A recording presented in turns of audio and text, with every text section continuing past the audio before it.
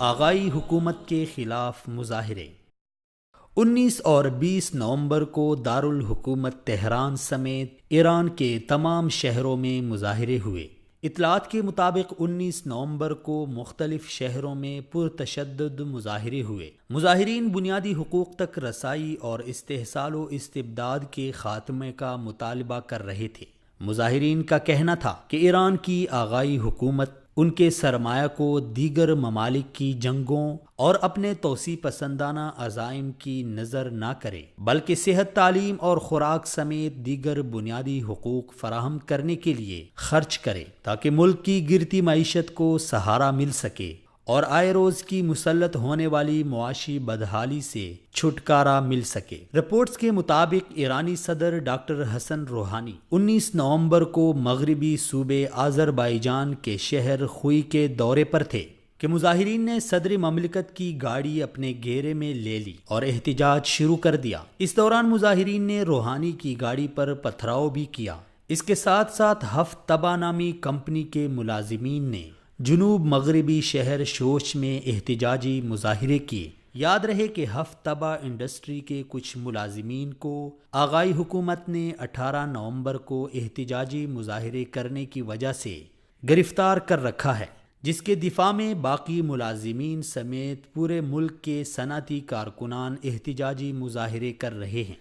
اس سلسلے میں 19 نومبر کو اہواز کے صنعتی کارکنان نے بھی مرکزی شاہراہوں پر احتجاجی مظاہرے کیے۔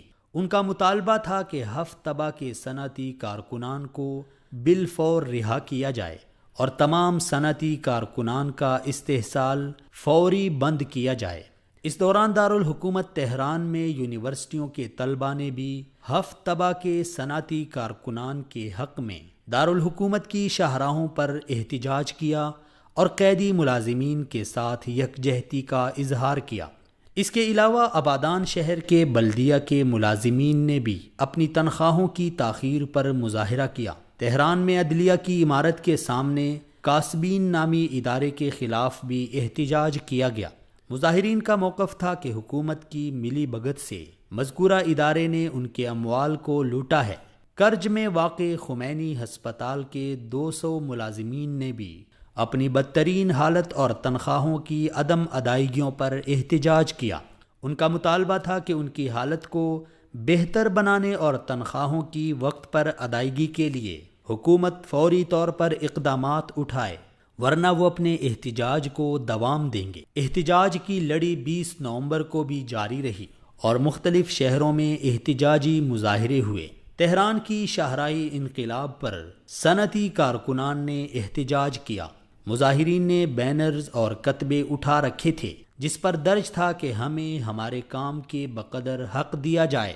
توسیع پسندانہ عزائم کی وجہ سے ایران کی معیشت داؤ پر لگی ہوئی ہے اور عوام بدترین حالت کا شکار ہیں، جس کا قصوروار وہ آغائی حکومت کو سمجھتے ہیں۔